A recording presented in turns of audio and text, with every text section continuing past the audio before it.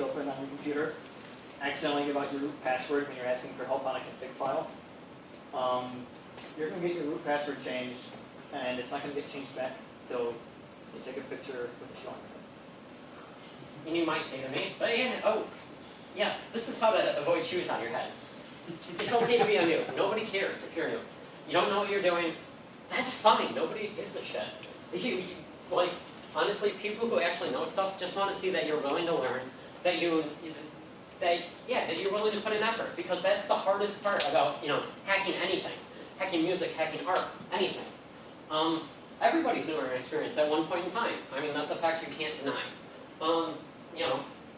You can learn things. That's the best thing.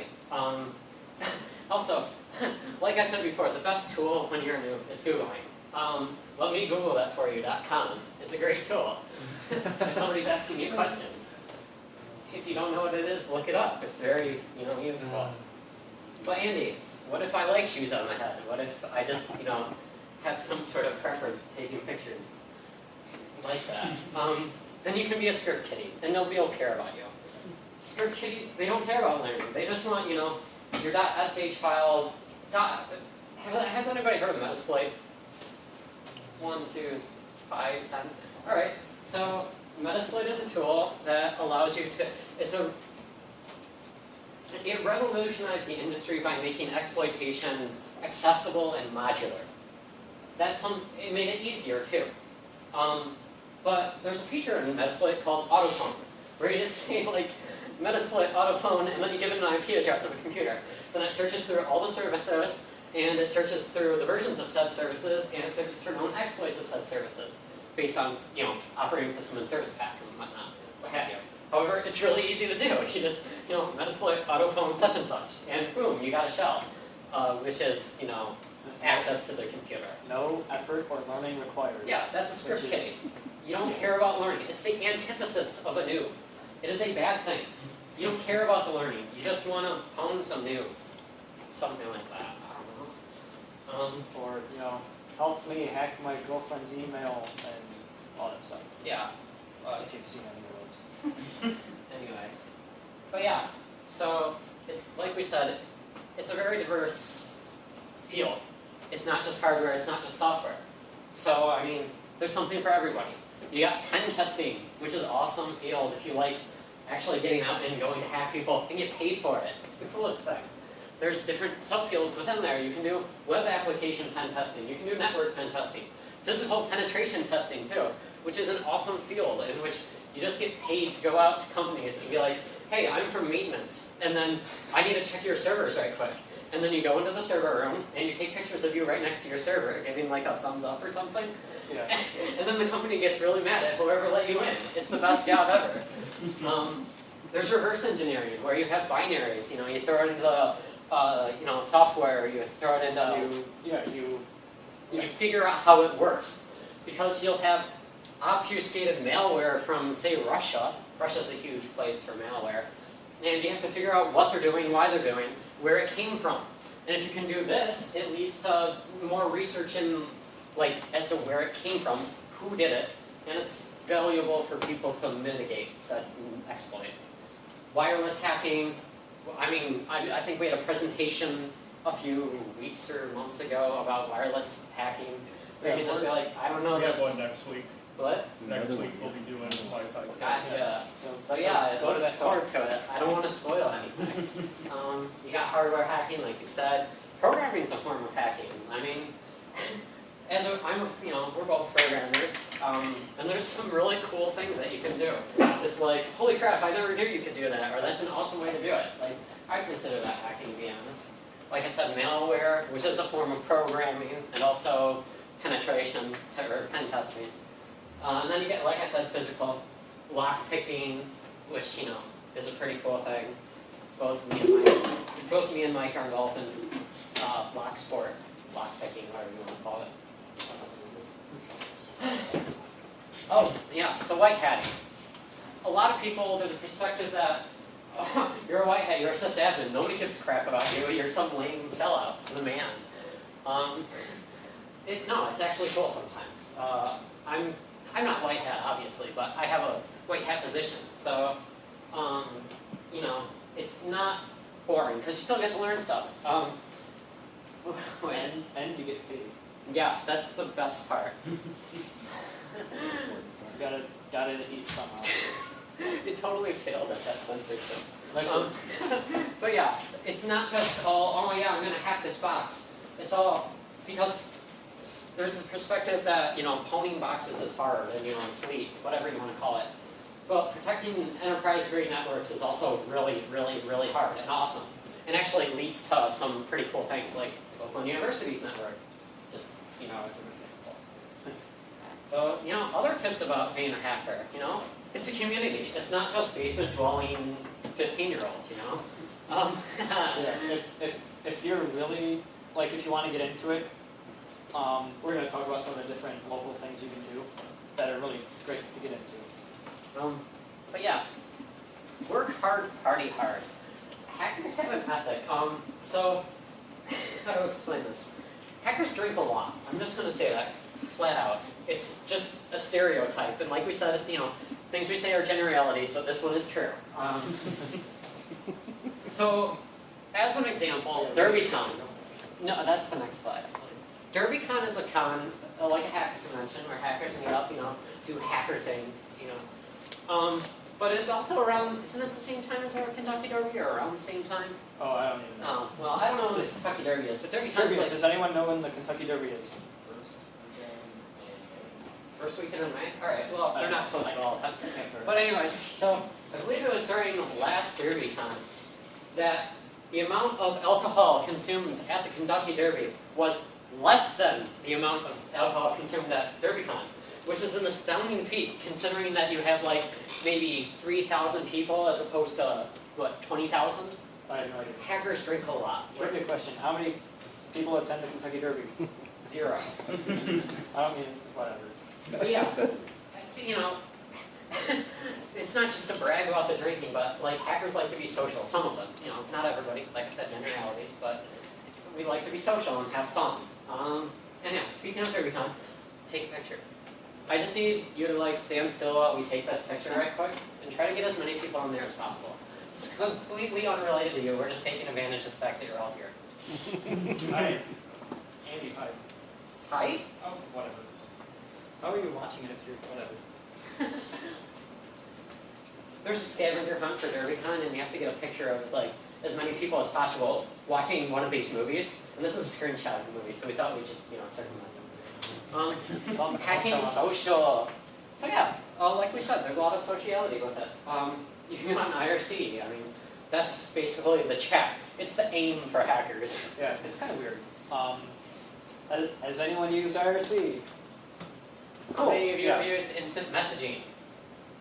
Yeah, I'm sure a lot more. It's like the chat room protocol of the 80s that's still around and people use. It's easy to use, so you should read up on it because for whatever reason, hackers just congregate on it. Yeah. It's great. It's great to find people to ask questions and talk to. Yeah. There's also hacker spaces. Yeah. Like we said before, I've gone to a hackers. I actually don't go to hacker spaces here. The only hacker space I've been to is out in Maryland, which is kind of weird. I was out on a trip for doing some stuff for the NSA. I don't work there, just so you don't hate me and everything. But I almost did, but that's another story. But yeah, I had a friend out in Maryland. I'd never met him before. He's like, hey, there's this hacker space out here. I'm like, awesome. And I got to sit there and learn about ham radios for 3 hours. You have no idea. You can like stream videos over ham radio. I mean, very low bit rate. Yeah. But that's the kind of stuff you do at hacker Now- spaces. Yeah. Now then, I mentioned I3 earlier. Has anyone heard of it or been there? I3 Detroit. Cool. Yeah, it's a hackerspace down in Ferndale. It's I'm not going to go into too much detail, but the current president, one of his projects that got him a lot of publicity was Mind Flame, where you have a propane tank, burner, and a headset to read brainwaves, hooked up through a microcontroller so that if you concentrated or, you know, it was like if you concentrated on something or relaxed, it would open the valve and shoot like 10 feet of flames out. So you had a mind-controlled flamethrower. And that's the kind of thing that people do at hackerspaces. They make shit because they can. Yeah. There's also podcasts, if you like Paul.com, that's the top of my head. Yeah, Which one? I don't know. Paul.com, that's a good place. And it's spelled like .com. Yeah. But there's podcasts, we also have them, isn't there a MySec podcast? Or what is it that we Oh, I don't know. It's Rats and Rogues. I never listened. There's a bunch of them if you feel like listening from them. I'm not a big podcast person, so Yeah, there's forums, obviously, and hackathons, and shameless plug, CyberOU. yeah, so you all at least have one of them down. Yeah. I mean, there's a bunch of places. It requires a little bit of effort, but as long as you know they're there, it requires less effort. There's a bunch of hackers around here. Single ones too, if you're in Stitcher. There's MySec, which is Michigan Security. Yeah, Michigan Security started about 2 years ago and has been a great group ever since. I think, honestly, every member is, working in the security industry in some fashion, but the support that you get there and the people that you meet is incredible. If you look up MISEC, I think the website is michsec.org. I've got a list later on. They meet up once a month in Southfield, totally free. We just go, find Wolf, talk to him, say hi, and meet a bunch of great people. Yeah. I mean, if you're looking for ins into the security field, it's a huge place to go because you will meet heads of companies. You will meet, great employees, solid employees who are, moving around and doing stuff. Active players in the security field. Just, sex, Michigan Sec, or sex in general is, great things. We tried. Yeah, I tried. ARPSec, I didn't mean to. But. Well, So yeah. we have ARPSec down in Ann Arbor, which is essentially like Michigan Sec, but down in Ann Arbor, obviously. Like I said, CyberOU, you can find them at that IP. Anybody? No? Networking? I tried. ISSA, I've never been. I haven't. I've heard about it. I think it's a bit more on the buttoned-up corporate side of things, but that could be worth checking out too. If you're, like we said, there's a more corporate side and a black hat side. Whatever. It's a diverse group of people. IC squared, and Mike's. OC Locksport. I think it's the fourth Tuesday of every month. Aren't you the leader or something? Yeah, I didn't go last time. We basically meet up at Mongolian Barbecue and at 7 and pick locks. So it's a bit of a hobby. It's not so much doing it so I can go pick locks for a living. But it's one of those interesting things where you say, oh, hey, here's this neat security thing that everyone uses, and it sucks. You can pick a lock easy. It's fun. Yeah. Like you said, hackathons, there's actually quite a few of them. So there's a distinction. There's generally B-sides, which are more of a homey, free. They're free, so anybody can go. There was one in Detroit maybe 2 months ago, right? B-Sides anyways, Detroit? Yeah. Yeah, this past summer, B-Sides Detroit's the local one. It's in the Ren-Sen. It's totally free. Yeah. Look up B-Sides Detroit. It had about maybe 30 talks. It was 2 days long. It was awesome. And yeah, it was just a fun thing to do. You get to learn stuff, you get to meet people, you get to have fun. But yeah, B-Sides meets everywhere. My first HackerCon was actually B-Side Chicago with Mike here, this March, I believe. And then after that, we hit ThoughtCon. They were on the same weekend, and it was fun as hell. ThoughtCon's also in Chicago. There's also B-Sides Cleveland, but there's a lot of B-Sides all over. Yeah, there's no excuse for saying, oh, there aren't any hackers near me. You might have to drive, but Yeah. it's not far. And then, yeah, DirdCon just happened only a few weeks ago over in Grand Rapids. It does cost money, but that's, just a couple hours drive. Yeah. DerbyCon, which is where me and Mike are going. We're leaving actually, not after this talk immediately, but at 5 o'clock today. It's going to be awesome. That's, down in Kentucky. And then NataCon is in Cleveland, Ohio. And then probably the most famous one that I'm sure 2 more of you have heard of is probably DEF CON. Yeah, has anyone been to DEF CON? Oh, shut up. No one? Okay, no. But you've heard of DEF CON outside of this talk? Yeah, definitely. If you're interested in any of this, even if you're not, in the field or whatever, it is totally worth going to. It's like 18 to 20,000 hackers meeting up in Las Vegas for a whole freaking week. The stuff you see there is amazing. It's wonderful. Yeah, so in all seriousness, this is like the real face of actual hackers. We know these people, that's why I take these pictures. These pictures are all from B-Sides Detroit, by the way. Yeah, which happened. These are awesome people, giving advice and helping each other out. It's not all basement dwelling 16-year-olds. Some of us are actually really old. No offense. He's awesome. I volunteered with him. He's like ridiculously nice. I don't know his name. We're not unprofessional hippies. This is Wolfgang Gorlich. Like we said, for my sec, he's like the coolest guy ever. I just want to shout out to Wolf here. Yeah, he's very well organized and has kind of emerged as the guy that leads things and keeps stuff together. So yeah, if you do go to a machine sec meeting, he looks like that. Go up and shake his hand. Don't hug him. Just shake his hand, say hi. It'd be pretty weird. Yeah, he has an issue with that. Don't do it. And we might not even be all human. But that's okay, because we're hackers, that's fine. This is actually one of my favorite people who I met at He's fine. .con and B-Sides Detroit. And that horse mask is just the best. But yeah, we're actually people, as long as you like to have fun. This story, this is Road Clown, and she is so cool.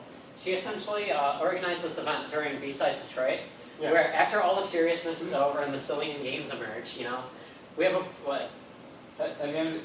You've seen Whose Line Is It Anyway, right? The improv skit show. So yeah, essentially, she creates these presentations with an underlying theme.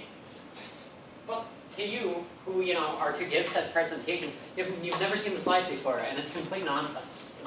You're randomly given a 5-slide presentation. It's like 7. Maybe, I don't know. And then you have to present it to, let's see. There were probably like 100, 200 people in the room. Yeah, it was scary, but it was fun.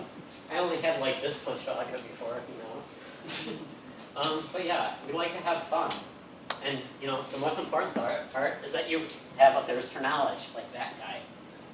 He's thirsty as hell. That's actually Anti-Tree. We know him. He's a cool guy. He's created apps on security, and he was actually one of the speakers at B-Sides Detroit. But yeah, this is just like a shot of this was like maybe like a third of the room, and of one of like 3 rooms. There's a lot of people around here who care about these things. A lot of hackers. Yeah.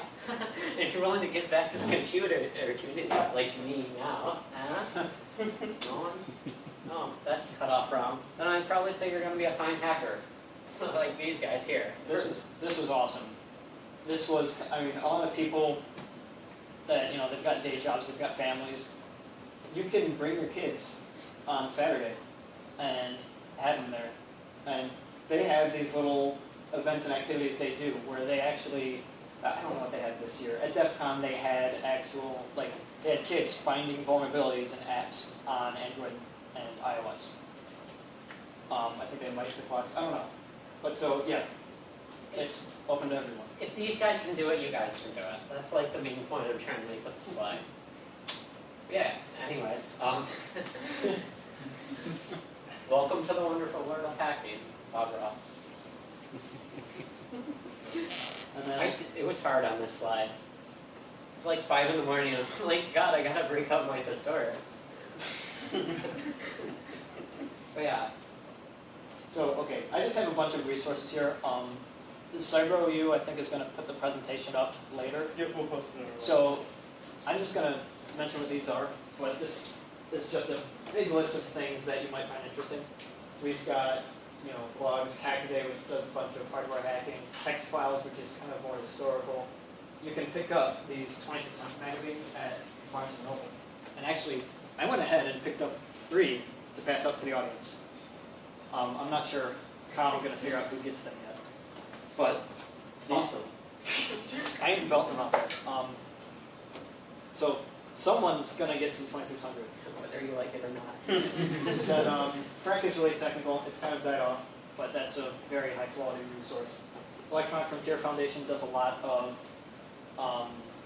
legal and political advocacy for hackers, and especially civil rights in the online world. There's a cool DEFCON documentary that was put up.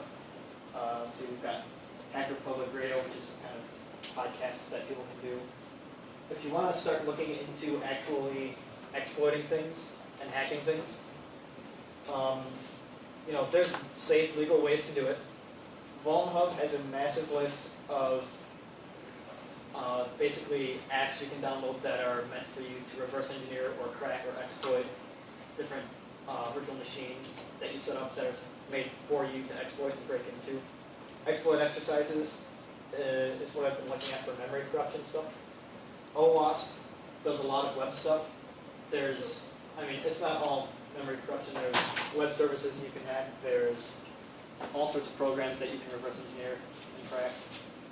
There's more resources now than I've ever known of to do self-learning. Getting in touch with people, you've got Michigan Sec Group, IRC that we mentioned, Google. There's so much stuff out there that if you just look, you're going to trip over it. The NetSec subreddit's pretty good. CTF time. I mentioned the kind of self-directed VulnHub stuff, which is you download it and do it at your own time. CTF time lists CTFs. I will explain what the CTF is. Yeah, so a CTF is basically, or typically the ones this lists, it's going to be a team activity that lasts for a couple days, and you can do it remotely, where you will have challenges where you try and exploit programs, or reverse programs, or examine network traffic to try and figure out what's happening. Exploit web services. It's like a test of your skills. Yeah, we had this one. It was recently. It was for the Seesaw CTF, and we were only doing it for like a day, I think, not even a few hours. But the Web 300 challenge, it's listed like Jeopardy style. You got your Web 100 networks, 200 and whatnot. Yeah. But like the Web 300, it was pretty cool. Like even for us, since we both done a crap ton of Android reversing, it was Android APK, and it would essentially you put it on your phone, although you probably shouldn't since you don't trust it. But you log in with it, and it did all this crazy obfuscation that me and Mike had just never seen before. And it was a web challenge, mind you, but you had to essentially figure out. Not only did you have to reverse the Android app in order to patch it so you could actually see the web traffic because it was SSL encrypted. But if you attached a debugger, the thread that it would execute in order to send the traffic would just divide by 0 and it would crash itself. So you're like, well, what am I supposed to do? So you patch all the obfuscation and stuff that's meant to trip you up out, and you still have to throw up a proxy server that can decrypt SSL in order to see what traffic's being thrown over. And after that, you have to actually figure out what the password and name are that you have to throw into it. It was pretty cool. They're really interesting, especially if you do them with a group. They're really interesting tests of skill. Yeah. And if you do it in a group, then you've got the opportunity to learn from everyone else in there. Because with the range of things they throw at you, not any one person isn't going to be able to do everything. So you're forced to get together with people and learn from them. Yeah.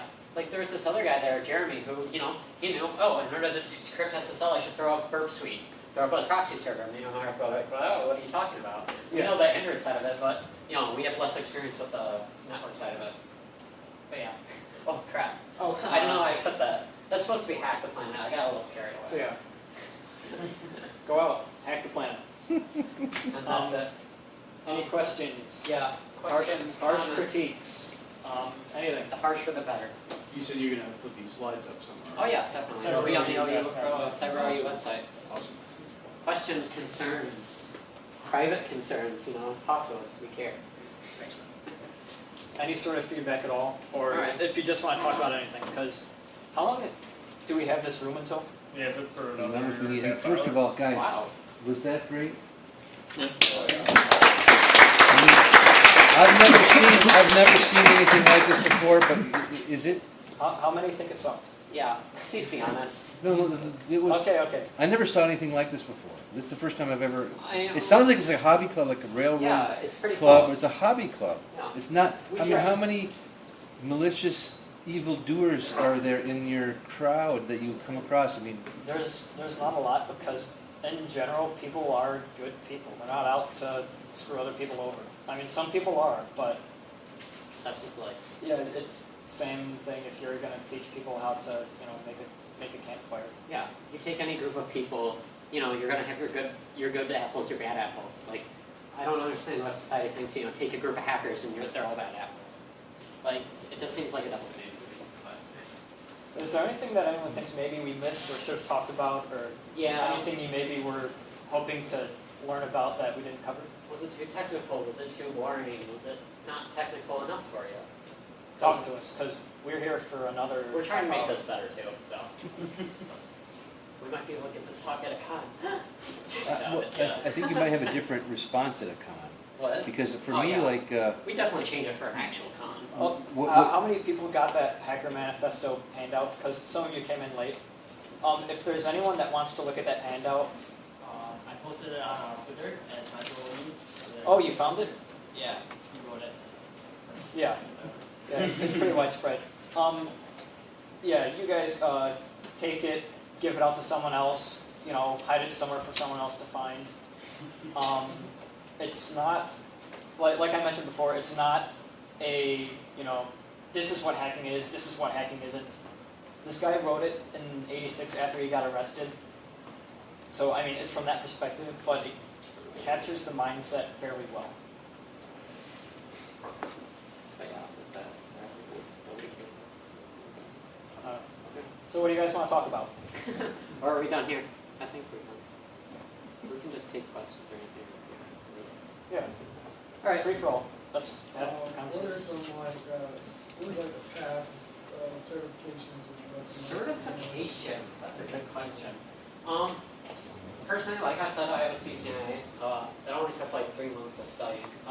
It's good if you're going into like networking. Obviously, it helped my networking background a lot.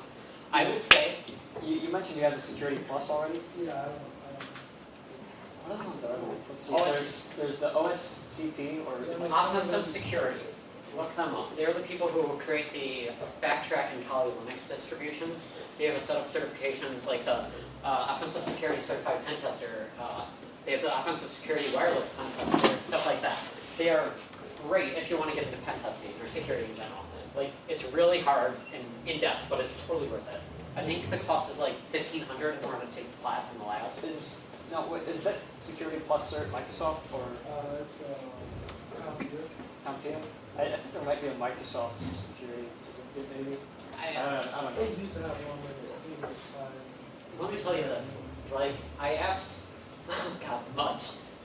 Okay, so Mudge is one of the coolest guys ever. He's enthusiastic about everything. He's about this tall, and he's just like a bundle of energy. And he's one of the most prolific hackers, I'd say, in the U.S. He was a part of the Air Force, and he left, and now he's doing like private contracting. He's made tools such as Armitage and Cobalt Blue, which are huge and used throughout the industry. But I asked him after his presentation, because I was volunteering for B-Sides Detroit, and I talked to him for a while after. I'm like, as a programmer who's looking to get into security, what should I do? And he mentioned government jobs are huge if you want to get into security. There's like, NSA, if you don't agree with the NSA, there's also like Department of Energy, that's a huge one too. Military does stuff like that, security-wise. But as for certifications themselves, he mentioned the offensive security to me. So I would wholeheartedly recommend that if you're looking to get into it. There's a lot.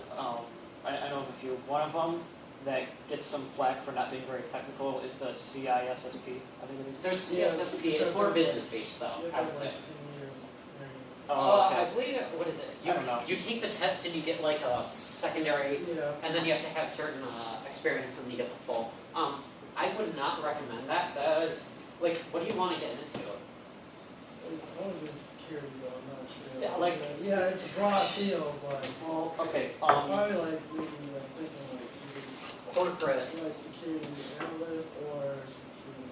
So more of a testing, kind of. white hat? I'm not dipped. I'm not. All right, so dipped into the experience, like, so I don't know which one I'd like. if you're getting more into a corporate environment, CISP is a good one. I'd say honestly. Or certified ethical hacker. Well, if you See, there's that. If you don't know really, I don't know if there's certs for specialized areas, but if you something to keep in mind if you don't really know what you want to get into is go to this Michigan Sec group or go to one of the B-sides or one of the cons. Oh yeah. See some of the different presentations, see what looks interesting, talk to people. And as far as certs go, from what I've heard, it's good to have them on your resume, and they're good check boxes to have going through HR. They're not necessarily required, and don't put them at the top of your resume. Nobody cares. Like, if your best qualification is the fact that you have a CCNA or a CDH or a CSP, Yeah, like they're those should be the footers of your resume. they're good to have. They're not required, and some people look at them as kind of like checkbox tests where people can go through and get one without learning anything. Yeah. And so it's also important to do some hands-on experience work and exploring outside of the certification test and Yeah. outside of your work. Actually get out there and do things. Honestly, on my resume, I have my I think I have my HackerCon experience and Michigan Sec and OU Sec listed above my certifications because it doesn't matter that And much. not to kind of drag this on to something totally different. Yeah, But sorry. if you are looking to get into the security industry and getting a job in security, then you should look at, get ready to write this down, but there is a talk called Hacking the Hustle given by Eve Adams. Eve Adams, Hacker Huntress. She This is is the coolest person. she's a recruiter, and so she has a lot of experience with going through people's resumes, determining who's fit for a job and who isn't, what fields. It's such a good presentation. It's in a very humorous style. Yes. Yeah, from B-sides? Yes. Besides Troy, She's given Yeah. another ones. I don't know if I spoiled it. Yeah, Hacking the Hustle, I think it's Hack the Hustle. or Hack the, yeah. If you search for that, you It's a should be able to- hustle. It's on YouTube. Yeah. Yeah, it's really good. That's a good hour of advice. But yeah, any other questions, experiences, thoughts? All right, I think Does anyone want to, oh, I don't know. I think we're good. We'll be up here if you want to talk in a more private setting or whatever, but I think that's everything. So Who wants to hear war stories? Shut up. Well done, guys, thanks.